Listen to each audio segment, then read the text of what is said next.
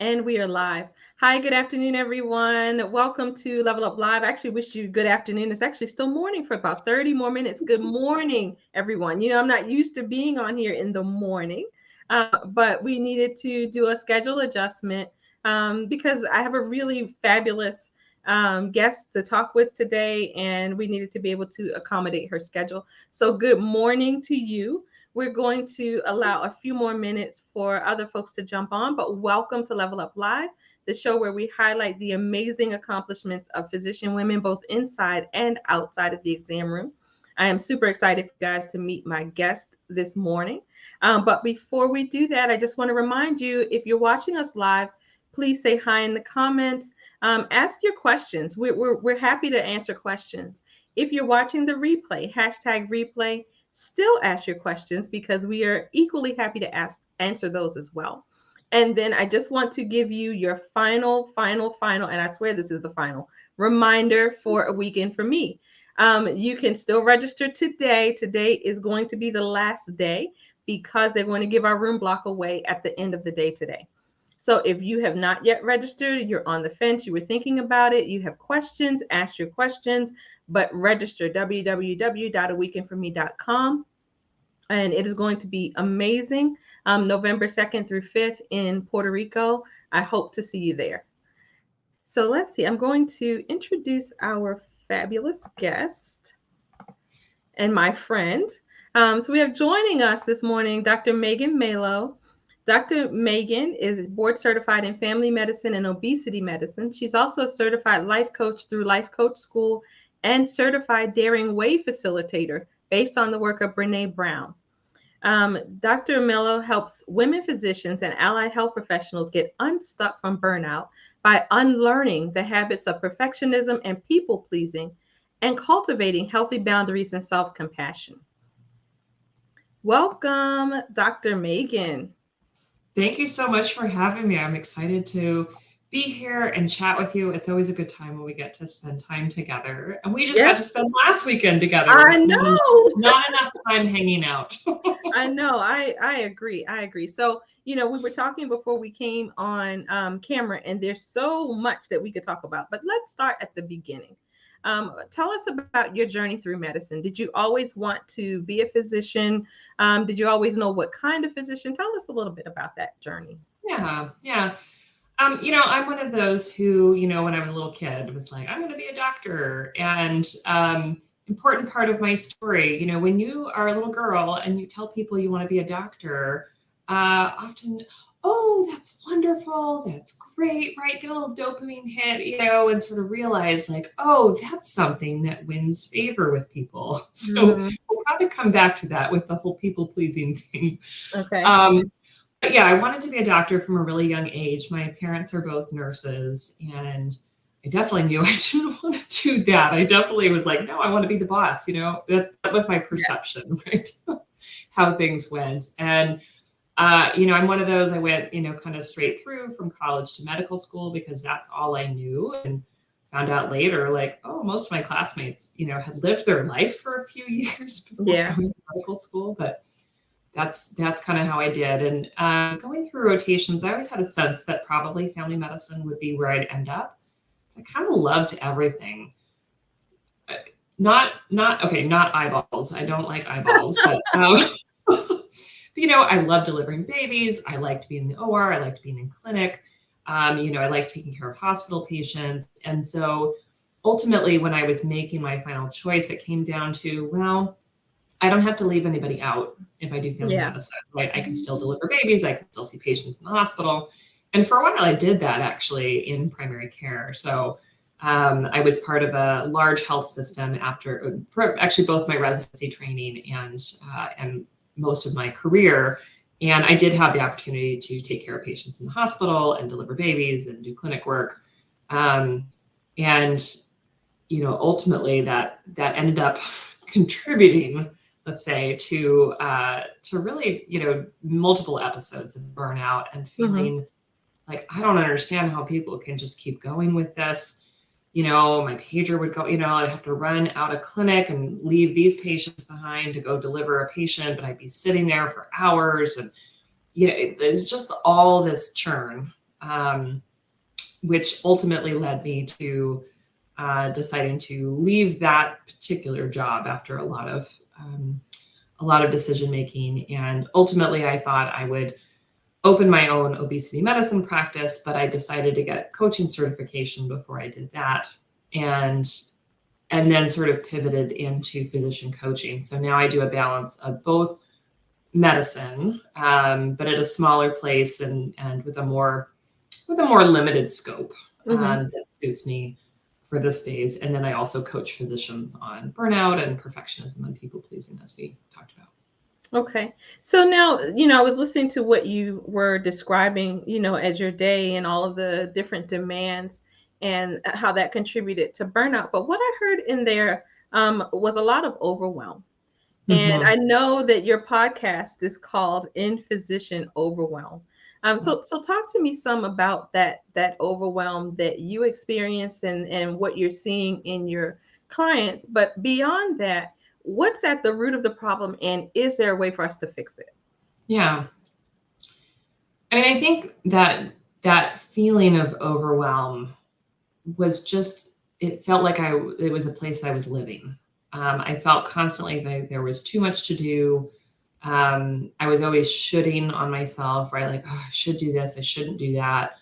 Nothing I did ever felt like enough. And that's something that I absolutely see in a lot of my physician clients. And, there's this very real phenomenon in medicine where you can continue to add skills and responsibilities and such, and nothing gets taken off your plate. And often you have such a need for kind of control and a little bit of micromanagement and some hypervigilance, because you've seen bad things happen to people, even if it wasn't your fault, that everything just kind of gets tighter and tighter as you're trying to kind of hold on to things.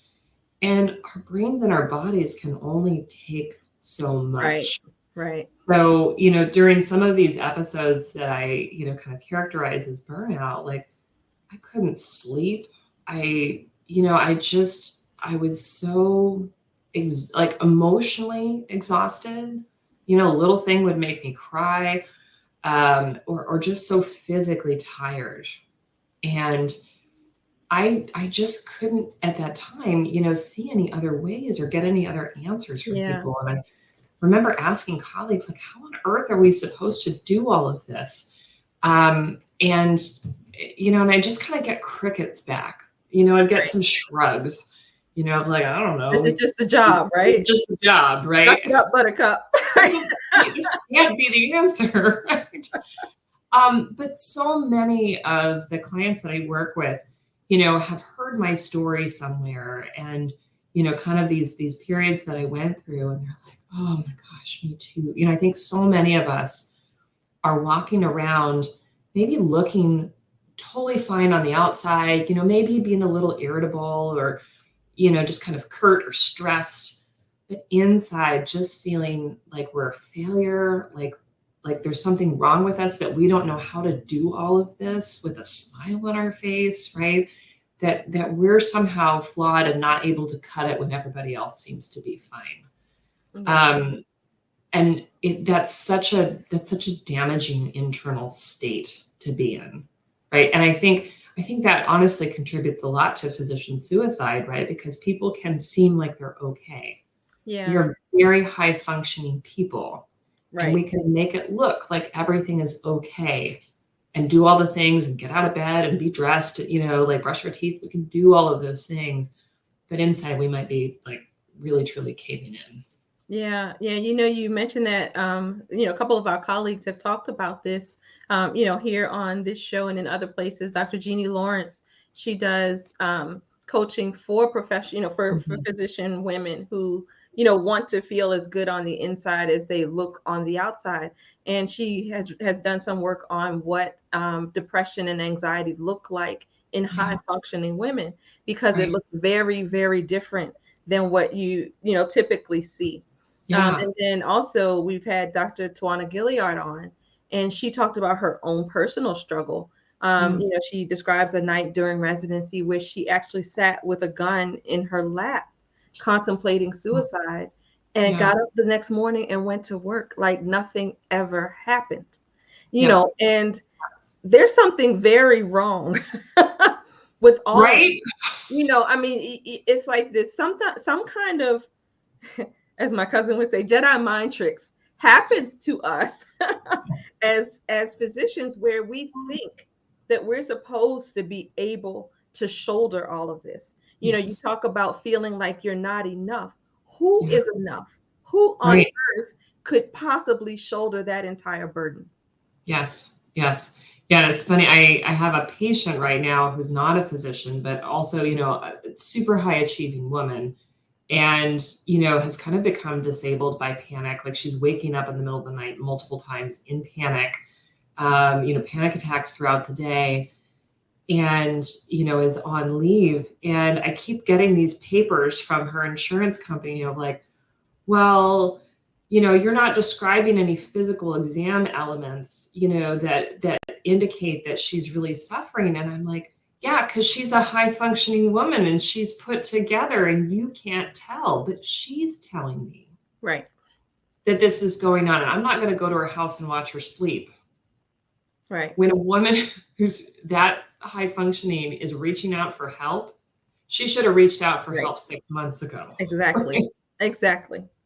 Oh, yeah. So there's elements of it in physicianhood, but there's also just elements of it. I'll just, throw the gender card out there, right? Of women who are functioning at a very high level, needing to be put together in a certain way and being able to do it, but at tremendous internal cost. Right. Right. And the other thing for me, in my work, I'm all about seizing the day and people enjoying this one life that we've been gifted. Right. And that's at the core of it for me, is that when you're dealing with that kind of pressure and that level of burnout, and having those thoughts that you're not enough, and Yeah. you're never going to be enough, you can never do enough, you can never catch up, Yeah. you're not enjoying your life. Like, Not you at work all. so hard, we work for decades to be able to put on the white coat, right, and to be the Mhm. boss, as you Yeah. said. Right. But at what cost? Yeah. I know we laugh at the Raise boss, your right? hand if you feel like the boss right now, as a physician. Right. Oh, yeah. Right. I guess I should have done the air quotes, the boss, right? Yeah. So, we do all of this to be the boss. Yeah. But at what cost? At what cost? At what cost? We talked about physician suicide. Mhm. It's, I can't remember the statistic, but significantly higher than the general 400 a population. year. And yeah, like, we're, as women physicians, I don't remember the exact number, but we're very successful Yes. suicide, Yeah. which tells me, right, that people have thought about it and they've ruled in and ruled out, kind of the permanent methods in a way that not everybody does. And that's a weird thing to talk about, but the answer is we know how to do it. And we've probably, we've taken the, the sort of, I hate to call it this, but, kind of the more gesture methods Right. away, Sure. right? And Sure. we've picked the more effective methods. Right. And that's very concerning as well, right? Yeah. I mean, there's nothing that's not concerning about physician suicide or suicide in general, but the fact that we're more successful at it says something that's not talked about enough. Yeah. So then how do we go about disrupting this pattern that Yeah. we're seeing? Yeah. Yeah. I mean, the system is broken. And any part of the system, we could throw a lot of blame. We could look at a lot of different elements, but I'm not willing to wait anymore for the system to be fixed. I think it needs to be fixed. It needs to be fixed by the right people. It's going to touch everyone as well, right? Not just the people Yeah. who work in the healthcare systems, the insurance industry, but also the patients, right? Like, massive shifts need to happen. And I'm not the right person to decide what that's going to look like. Sure. So, kudos to anyone who's out there tackling that problem.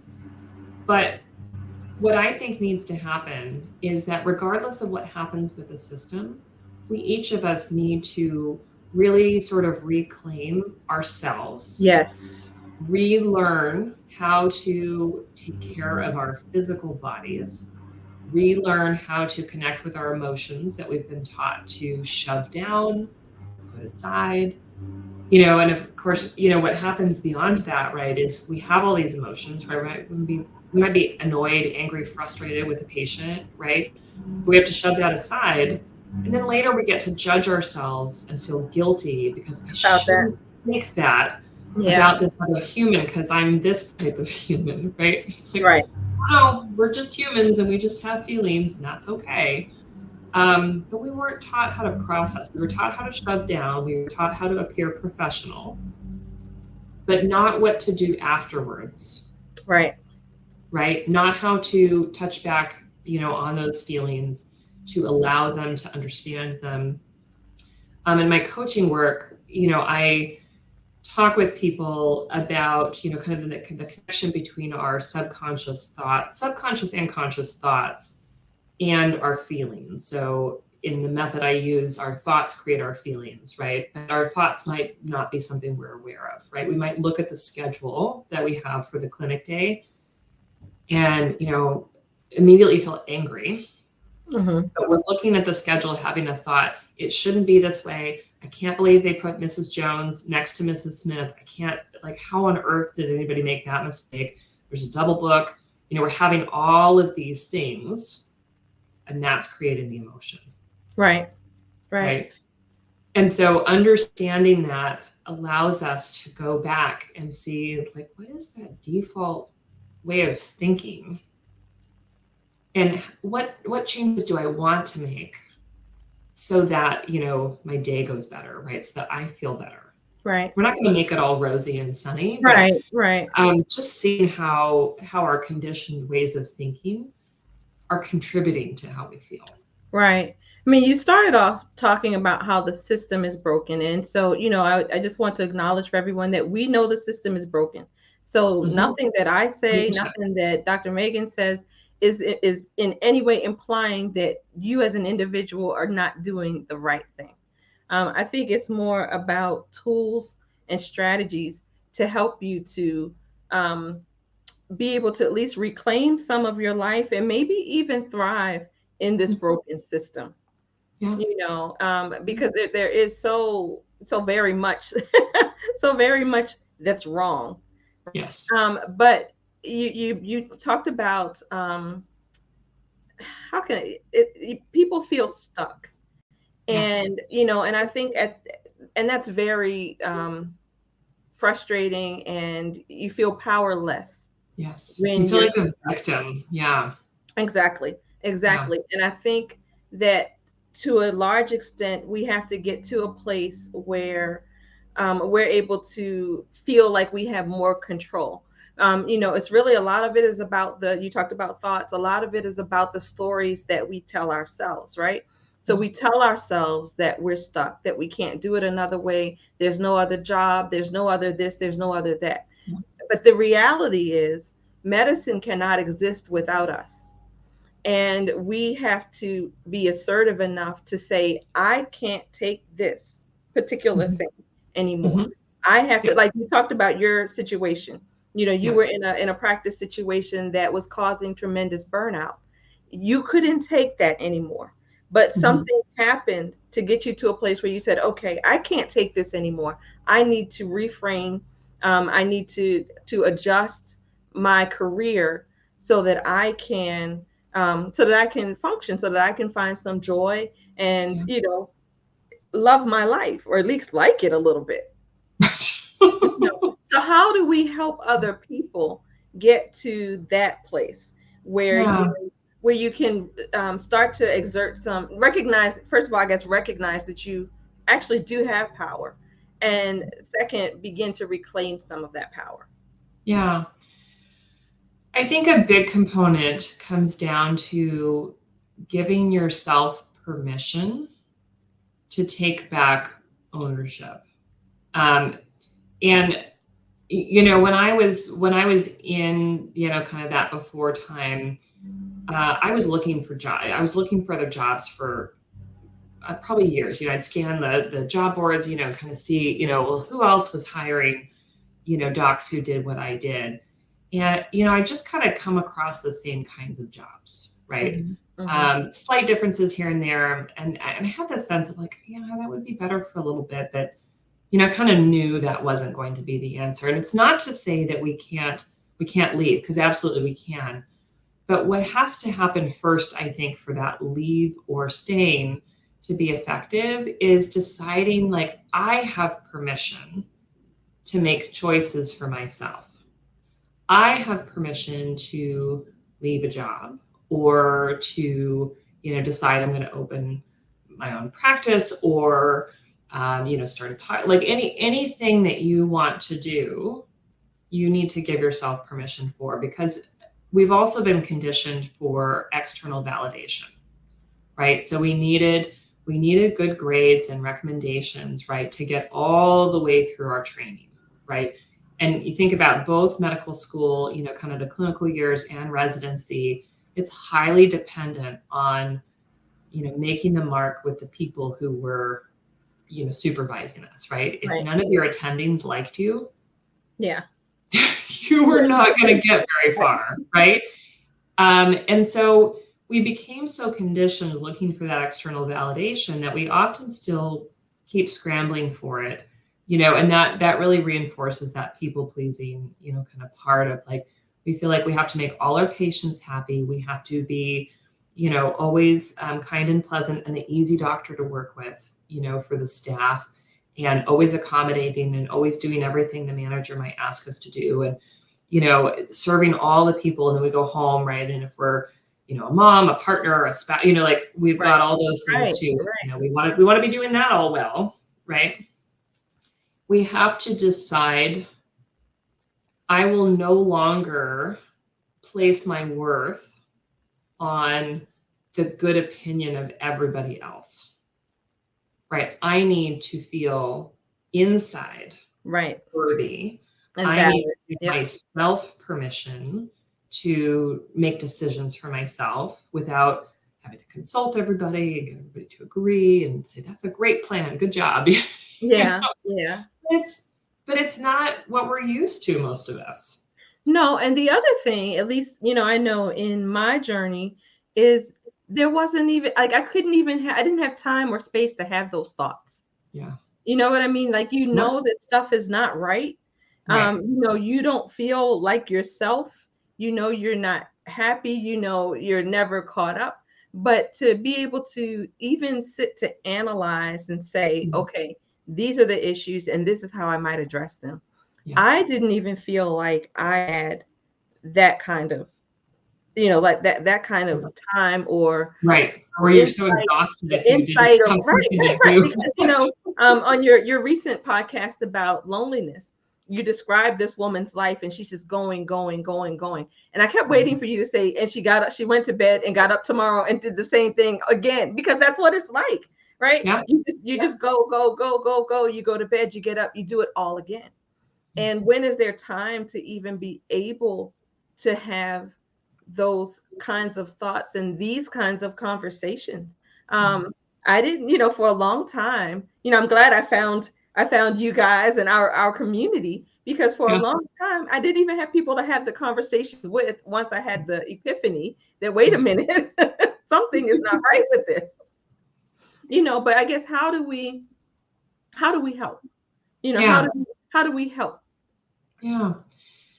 I think, so permission, learning how to sit with your thoughts and feelings, and creating space to do that, whether that involves taking some time out, whether that means, taking a big leave, of course, if you're really suffering, but even just taking, a half a day off, right? And sit with yourself and, really start to tease out, like, what is it that I actually want? Like, what needs do I have that aren't getting met, right?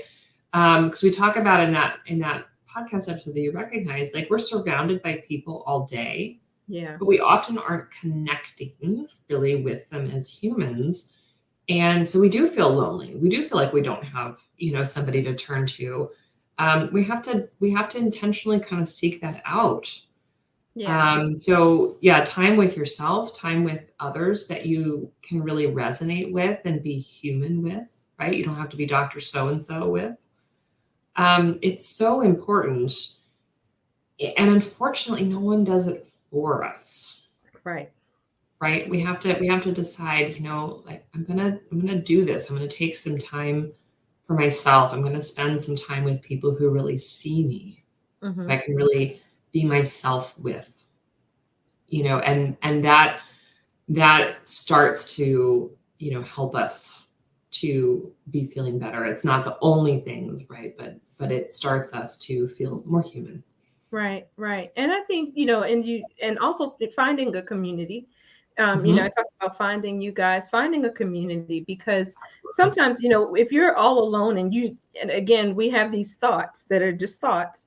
But we see other people and everybody looks good, but you look good All too. the time. Right? Everybody looks good. You look good They're too. probably happy.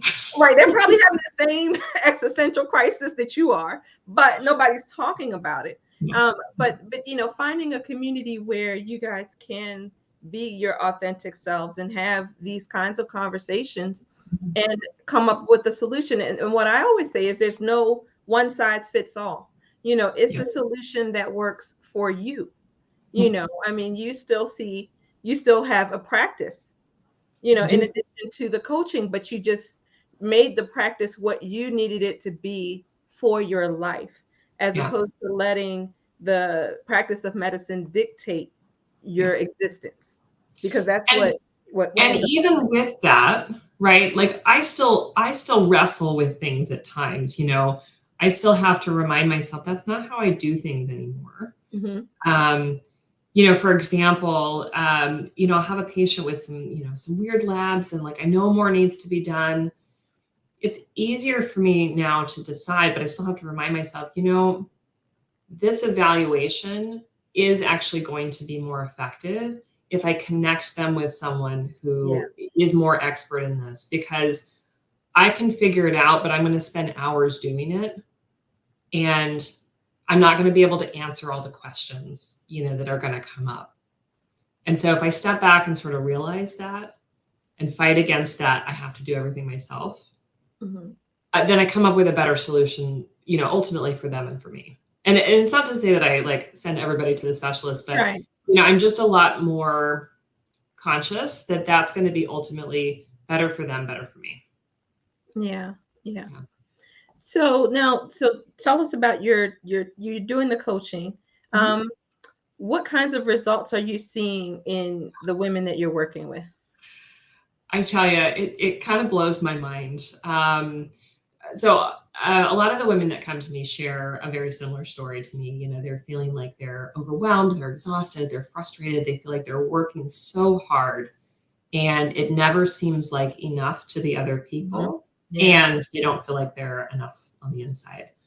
And a lot of them have tried working on like getting more effective at charting or, kind of working on those pieces of our jobs that don't light us up, right? No one gets excited about doing their notes or their inbox, but we have to do it, right? But they haven't had success. And what I do is really dive into some of these thoughts and feelings and sort of, kind of that sense of, internal worthiness. And once we get there and we start busting through some of that, some of the ways that they've been, conditioned to think and feel, amazing things happen. So I had a woman recently who was in my group program, and I don't really coach on charting. Like we talk about it, but not, like that's not my area. But once we had sort of gotten through some of her sort of limiting beliefs about what was okay and what was not okay, and that it was okay to make the patient sit there, while we're documenting, and that the note is part of the visit, she went from 90 charts open, most weeks, to closing every note as she went. And she's still doing it months later. Right. And I mean, and what a relief to even just the mental load is that. Right. Right, because they're open tabs in our brain. It's nagging in there like, oh, I got to close those charts. Oh, I got to close those charts. Right. And, I mean, that's just one story, but there's a lot of stories like that where we have to dive a little deeper to figure out. But once we figure out, oh, I've been thinking that I have to make everybody happy. I've been feeling like if somebody's unhappy with something I'm doing, that I have to work harder. And really, I don't control other people's emotions, right? I don't control other people's expectations. Right. I just need to do, a good job, be kind and clear and polite, like I can do all of those things, but I'm not going to overwork. And once we get through that, like people's lives just feel so much easier, right? Because they're no longer spending all that mental energy trying to fix other people's emotions. Right. Now I have a question, because this has come up a couple of times, this whole sense of internal self-worth, that, we have a hard time feeling worthy just because we are, just because we're here, just because we exist. Yeah. How do you help people to do that, to, build that internal self-worth? Yeah. I can't say that I have a clear and easy sort of method for that, but really sort of diving into, again, sort of these thoughts and feelings, and sort of, we find all these tender spots, like, oh, yeah, I've been feeling like I have to keep doing this, to prove that I'm worthy.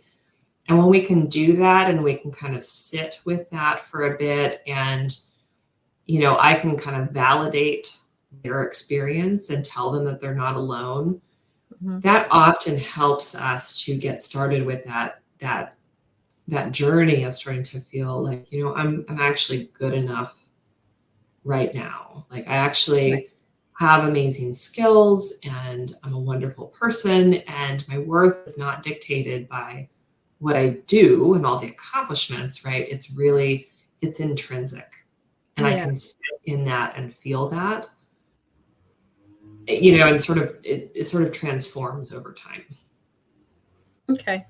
So we're just about out of time. But tell us, if we're interested in working with you, you mentioned your podcast. Talk to us about the podcast, but also if we're interested in working with you, how can we find you, and what services are available to us? Yeah, great. Thank you for asking. So my podcast is Ending Physician Overwhelm, available on all the players. And then I do one-on-one coaching with mostly physicians, mostly women physicians, really kind of teasing through these issues. And then I have a group program that runs several times a year called Healing Perfectionism in Women Physicians. And that program is based on the work of Brené Brown. We go through her book, The Gifts of Imperfection, and really sort of tease out a lot of these elements through that work. And the next round will start up in January. So you can find all of that information on my website, which is www.healthierforgood.com.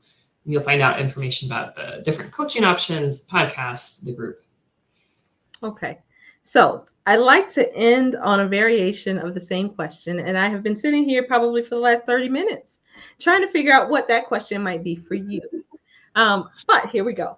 If I am a professional woman and I am looking to up-level my connections, what is the single best thing I can do? Yeah. That is a great question. And a lot of the people I talk to don't feel like they have a lot of relationships where they can show up and be themselves. But really thinking about, where are you most yourself?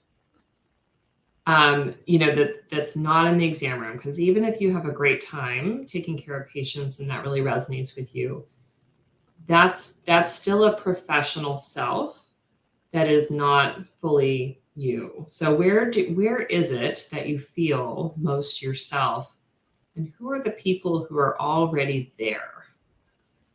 And what is your relationship with them now, and how can you help to foster a deeper relationship if there are people that you really resonate with? So for example, let's say that you are someone who, I don't know, plays recreational soccer, or you're in some kind of a group and you really enjoy it, and you just feel like you can show up and be yourself, and you kind of know people there, but but you don't necessarily know them very well, ask them to spend time. You know, can we get coffee? Can we go for a walk together sometime? You know, look to deepen that connection and see where it goes.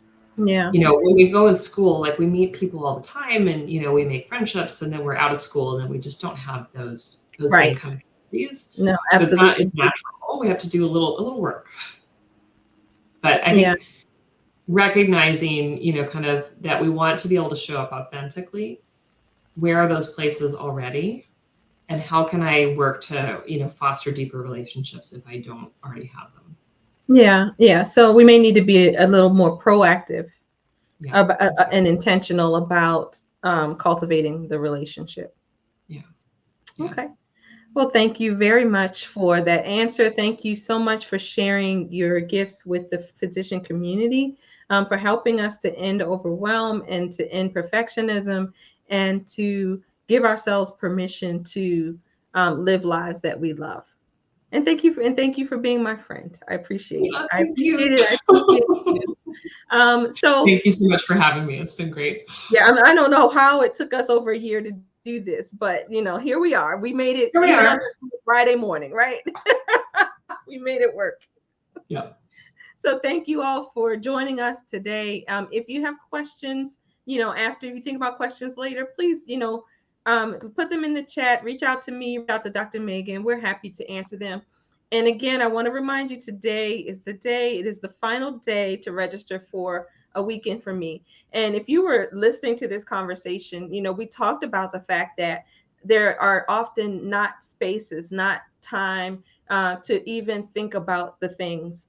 And this is what we do at a weekend for me. We actually sit down and we look at how you spend your time and what your priorities are. Because what I find is that oftentimes the way we spend our time is out of alignment with our priorities.